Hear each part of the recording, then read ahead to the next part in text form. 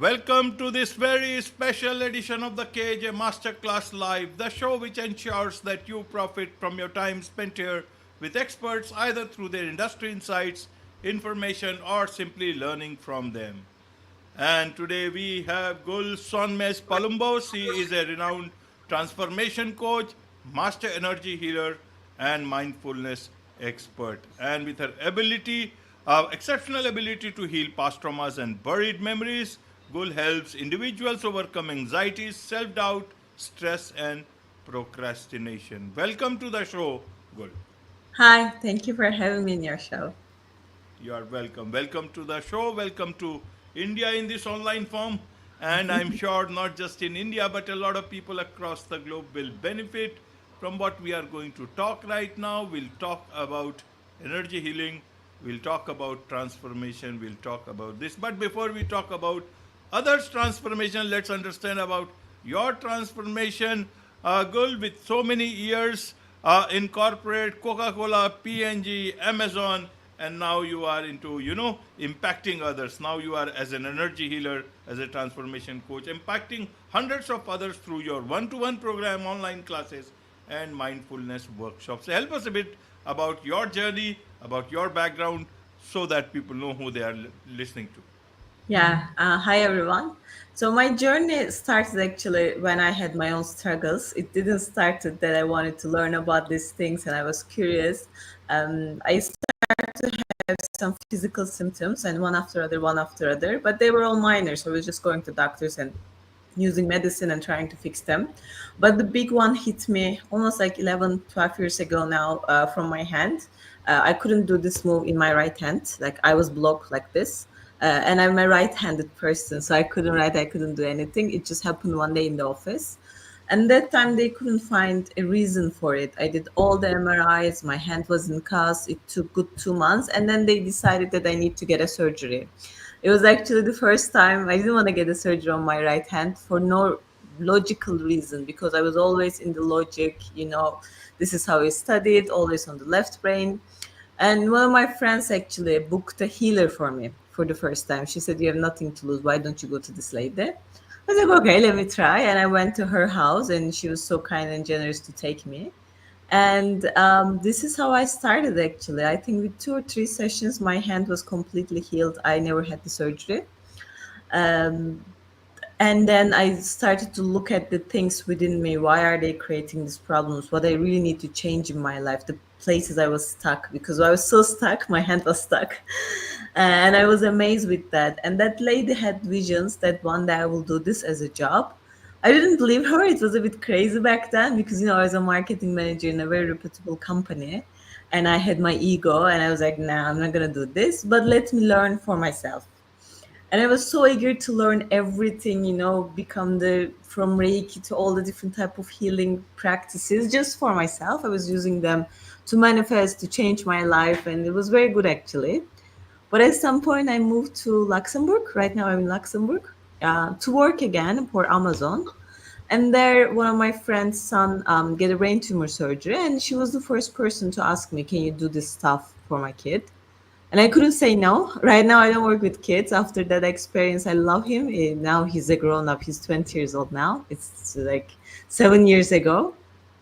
But then I started to share with others and others. And along the way, I just realized that healing is amazing. But when you combine it with more tangible mindfulness and coaching techniques, then you get really, really good tangible results when you combine both words.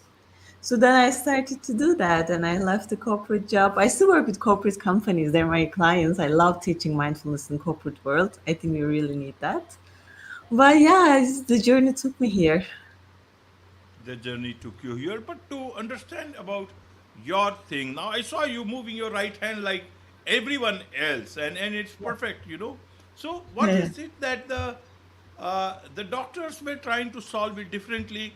The energy healer tried to solve it Yeah. differently, and what did she do actually that it started working Yeah. for you? Yeah, I just remember I went. So there is nothing wrong with the doctors, right? The doctors needs to find solution for the Absolutely. masses, right? For the masses, they use MRIs, they have the strategies because they need to help not one individual to the masses. But my situation, they couldn't find anything in the MRI or in the scans that could explain why I had this move. It's why suddenly it was like blocked completely. And they tried different things. And they say, okay, let's open it up and see. But I didn't want to open up my hand. I'm right-handed. It was just like, no, no, let me try other things. I still remember, and now she's like my sister, my aunt. I really love that lady. I also work with her kids now. And I went to her house, and I still remember. She's like, "Ah, your right side. Wow, your right hand is completely blocked.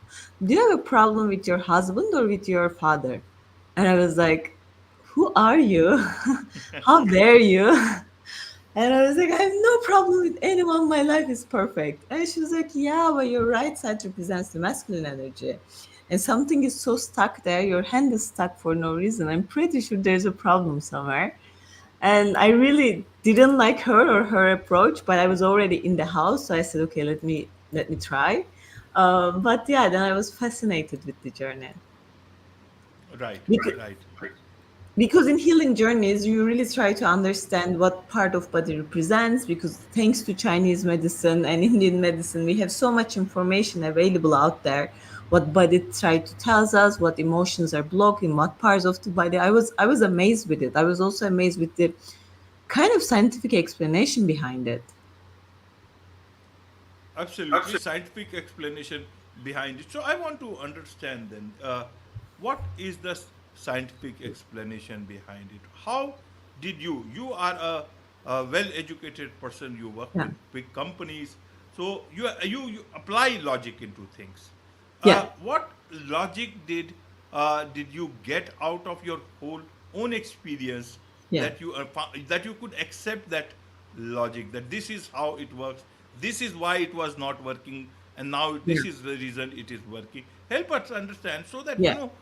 people, common persons, can utilize this understanding about themselves and make their lives better.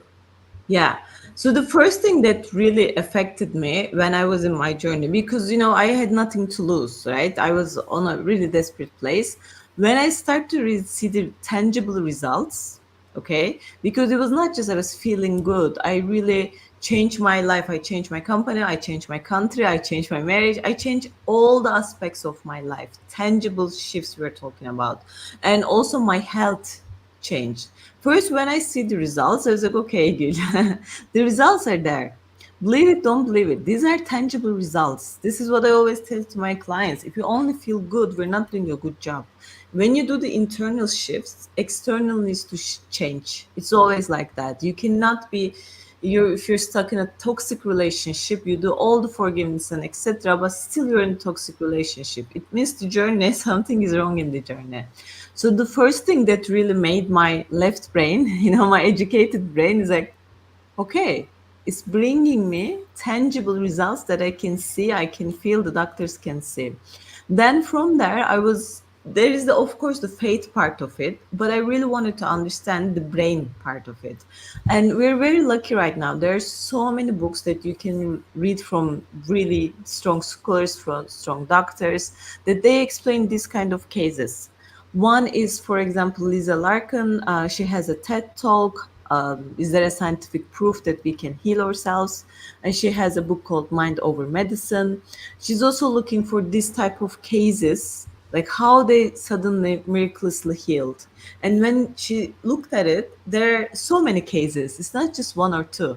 So first I was amazed by reading those stories and trying to understand. Then I went to Chinese medicine, and they really look the medicine a bit different there when you take some of courses or work with the institutions there.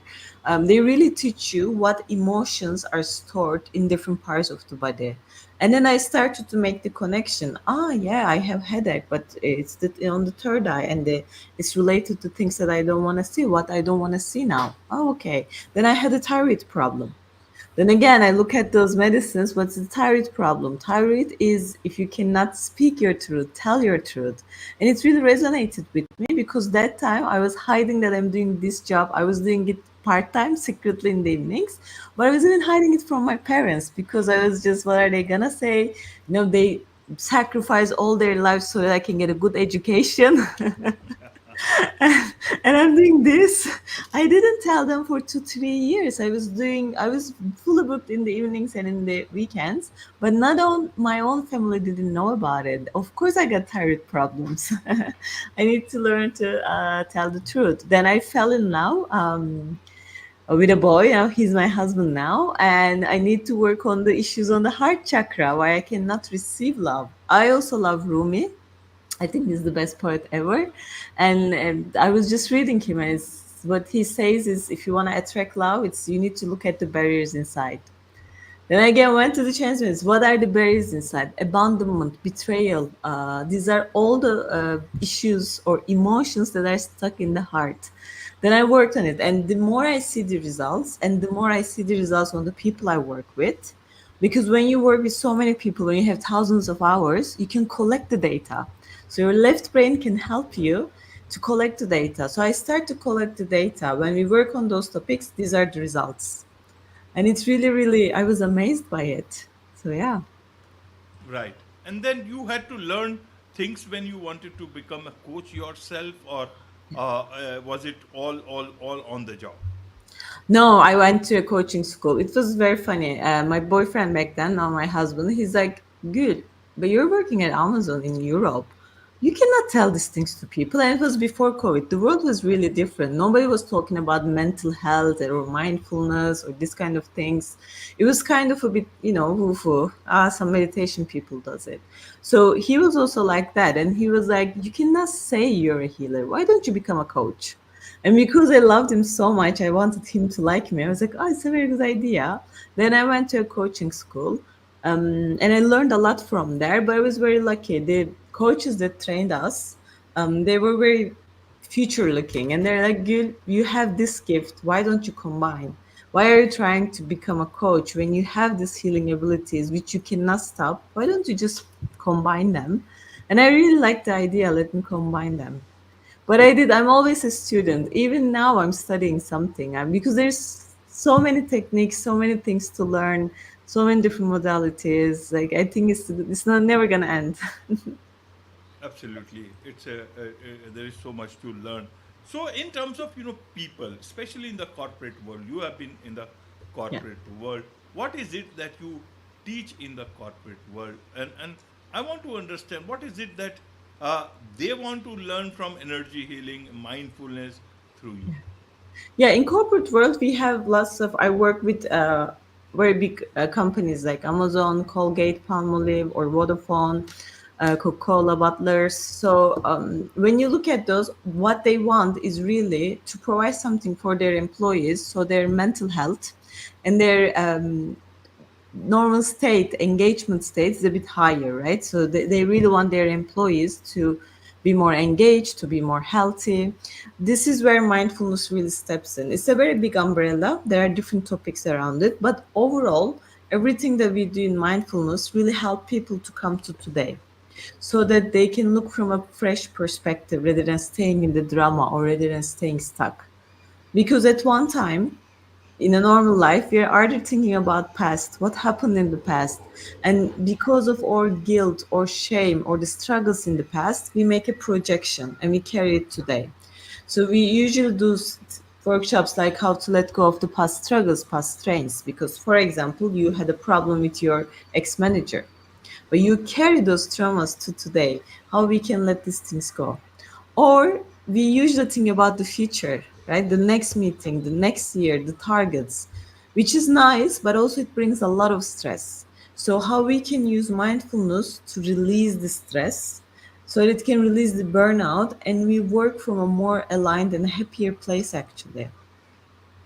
Right, right, good. So you talk about being stuck. Means how do you people get stuck for different reasons? That's Yeah. all in the mind. So how do you do they do you practice? Ask them to go for mindfulness, sit alone, think about things, or is there some energy healing session that they have to go through? Yeah. Stuckness is my niche. This is how I started. It's my favorite topic. Whenever I'm stuck, I'm like, okay, let's look at how we can walk over it. And I also had a meniscus disease before, and it also passed when I realized, okay, I need to walk away because when we cannot walk, also our knees are affected, and You don't need to take the operations. First, check if there is any part in your life you need to learn to walk away. So stuckness is what I do usually when I work with one-to-one. We do a journey. It's close to 4 months. I wish there is a one session solution. I couldn't find it yet because it's a journey. We usually start with what is the underlying reason, because today is just, yeah, okay, I have a problem with my, I don't know, father, I have a problem with my manager. It's usually coming from something in the past. So the usually what we do is just we look at those memories and we do a lot of forgiveness work. I would say forgiveness is the basics. It's just without it we cannot move. So we just understand the issue, but really focus on how did this issue help you and what are the lessons. And most people, when you understand the lessons of this issue, what you need to learn, you can let go of the story. It's not about forgetting the story. We cannot forget our past. Or it's not about let me love everyone. No, it's about setting the right boundaries. And then you just understand, okay, this is done. I cannot go to past. Those are the lessons I take. And now when it happens, I'm gonna act differently because I got the lessons. And when people start to react differently and act differently, then they really will start to see the shifts. But I spent more than 10 years in my own healing journey, and I also find out one thing: when we are just obsessed, just dig, and pass, and trauma, we will never end. There's so many, it's never gonna end. So, my approach is also we always look at your desires, what you want to create, and what you need to create there. So, it's a bit we understand here and let go, but then we do projection to what we want to bring to our life, what we want to manifest, what we want to create, and how can you go there. And it usually takes 4 to 6 months for tangible transformations. With some people, like after one session, they change their jobs, but still we work on other issues. With some people, it takes longer. Everybody is different. Right, everyone is different. So, in terms of getting stuck and finding solution, a lot of times can say, listen, Gul, I'm carrying those experiences of the past. Those are guiding me to be much more careful in the Yeah. future. So, how do we know whether, or whether one is stuck or one is just, uh, being a bit cautious about things? You are just much more aware about things. You've learned out of those Yeah. experiences and you are taking it, understanding things for the future. Is it being stuck or is it being cautious? Once bitten, No. twice shy. Yeah. Being stuck is you have a discomfort today. If you don't have a discomfort today, because then you understand the lessons and you know where you're going, then there's no problem. Because then you don't feel stuck. Because what we do is we look at all the past so that we understand the lessons so that we can move on. But stuckness is when you cannot move on. Like you want to change your job, somehow you can't. You want to change your physical condition, somehow you can't. You want to change, or maybe you want to bring a life partner to your life or somehow you cannot manifest, right? So in one you want to get pregnant and you can't. So somewhere something in your life is that you want it deeply but it's not happening. But it only works when the person is ready to do the work. I would love to say there's a healing we do and they just get, there's no such thing. Those sessions are guiding them so that they understand what they need to change and then they do the work. We record them meditations, we record a lot of affirmations so in order to rewire the brain. They do a lot of journaling exercises. So the person needs to do the work and take the actions. I always say you can meditate all day long as long as you don't take the actions. Right? For example, you want to change your job. We forgive the current job and we understand what you learn, but then we connect to the soul and what are the soul needs to do. And let's say your soul told you that you need to reach out to some people. Like the easiest thing, you should go to LinkedIn and update, but you want to do something different, but then you need to go and reach out to people for shift to come. So it's a bit combination. Absolutely, absolutely. So for healing, what are the type of questions that you get for your clients? What are the things that they come to you for? Good. Yeah, they're my clients right now, they're all high achievers, right? They're all working in either very high corporate levels, like they're C-level executives, or they're athletes, or they're entrepreneurs, but with very high income, like seven-figure entrepreneurs. So they're already high achievers, right? So they don't like to be stuck to begin with. But one part of in their life is not going as they want. It could be relationship, or it could be maybe they were high achieving and sometimes we hit a wall. Suddenly in this career things are going, suddenly everything is going wrong, or suddenly they have health issues. So because they're willing to do the work, I never claim that I can heal you if you don't do the work. I wish I know that. I'm still looking for it. I couldn't find it for myself as well. So they're usually, they want a bit more than life. They don't like to stay there, and they want a better life. Absolutely. Everyone wants a better life. So, for all those, there is so much to learn from you, and I'm sure a lot of people would like to learn about how to get a better life from you. So, what is the best way for them to learn from you, learn more about you, about your healing, about all the mindfulness that you Yeah. teach? There are two main platforms I use on social media. One is Instagram, one is LinkedIn. Rather than that, I don't use anything else. They can follow me there, or they can reach out to me directly from my website, because I share weekly newsletters and I really share what's happening in the session. Or I read books all the time once a week. If I like a book, I immediately write about that book. Or I record meditations with what's happening now. We have one coming end of the month, because I realize we're all going through a lot of change. I'm moving, all my clients are moving, everybody's going through a lot of change in this month. I decided to put a master class about change. We're just gonna get together just to embrace the change. So I really do a bit intuitive work actually. They can follow me from there. Absolutely.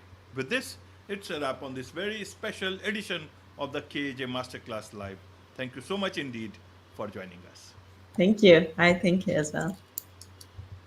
Namaste.